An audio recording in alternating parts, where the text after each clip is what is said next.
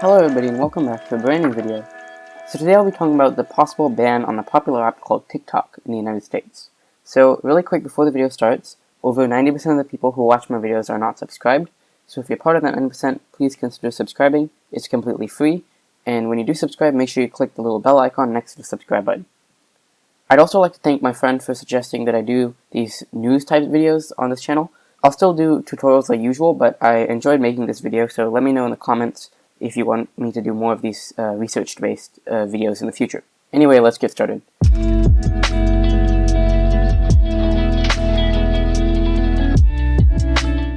TikTok launched back in 2016 in China and expanded to other countries in 2017.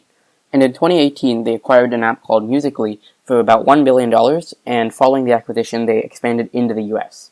So the app TikTok allows users to create and share short videos and has had great popularity in recent years, gaining over 2 billion downloads as of July 2020.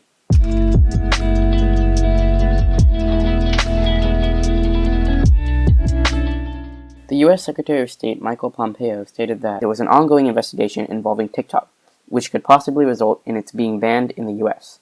A source of concern is that TikTok, like many other apps, collect data on their users. Furthermore, TikTok is owned by ByteDance, a Chinese company.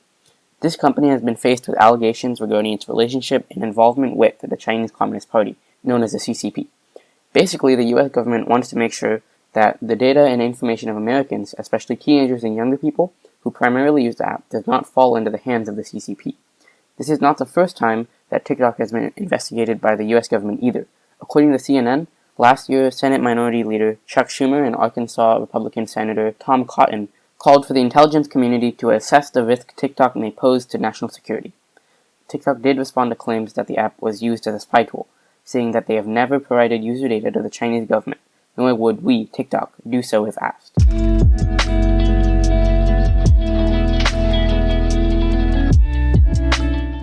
Of course, it is possible that TikTok is in fact being used to collect data and spy on Americans, especially the youth, for the benefit of the CCP.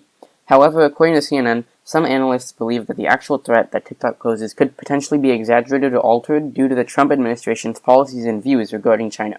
Additionally, experts told CNN that TikTok may not even be a good intelligence tool for the CCP. On top of that, Sam Sachs, a senior fellow at Yale Law School, testified at a Senate hearing that, quote, "The Chinese government does not necessarily have unfettered all-time access to all companies' data," and continued to say that Chinese corporate actors are not synonymous with the Chinese government or the Chinese Communist Party, and have their own commercial interests to protect, end quote.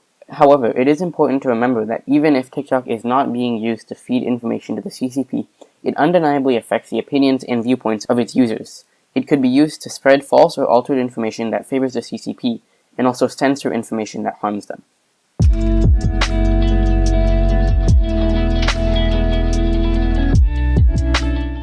There have been many different responses to the suspicions that the US government has regarding TikTok. For example, the Indian government has banned TikTok, as well as other popular Chinese apps, including WeChat. This will considerably impact TikTok, since India has been the source of most of TikTok's new downloads. Facebook seems to be taking advantage of this ban, and began testing Instagram Reels in India. The app has similar short video sharing features as TikTok. Amazon also sent out an email earlier this week asking its employees to delete the app TikTok from their mobile devices. However, they later stated that the email was a mistake. Possibly the biggest responses come from the people who actually use TikTok. According to Forbes, 52% of adults between 18 and 29 oppose the ban. They continue to mention how, given the importance of younger voters in elections, this opposition may affect the decisions of young voters in the upcoming 2020 US presidential election. So that's the situation of the possible ban that TikTok may face in the US as of now. If there are any big updates, I may make a video about it, but for now, that's all I have. So I hope you enjoyed the video. If you did, please consider subscribing to the channel. Anyway, thank you for watching, and I will see you in the next video.